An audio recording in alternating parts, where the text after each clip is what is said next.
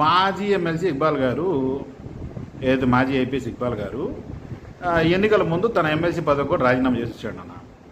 అలాంటి వ్యక్తికే ఇప్పటివరకు ఏమీ లేదు.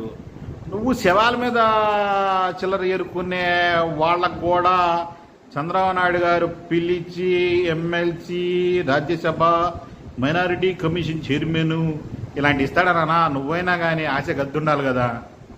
చంద్రబాబు నాయుడు మరీ అంత చీప్ మెంటాలిటీ ఉన్న పీపుల్ని పక్కన పెట్టుకోండి అన్న. అవసరానికి ఏదో పావలా బెల్లం వేసి వాడుకుంటా ఉంటాడు. ఎందుకు నాన్న నీకు అంత ఆవేశం? ఈరోజు ఉంది, రేపు పోవచ్చు. జగన్ రప్పరప్ప అంటున్నాడు, చంద్రబాబు నాయుడు గారు తగ్గేదిలే అంటున్నాడు. వాటి పని వాళ్ళు చేసుకుంటున్నాను నాన్న. అధికార పార్టీ, ప్రతిపక్ష పార్టీలు నీకెందుకు నాన్న అంత ఇది?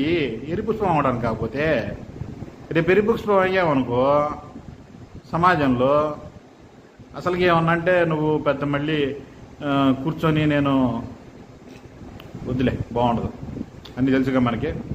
జాగ్రత్త నాన్న, ఎందుకు ఎరుపుష్పం అయ్యేదే.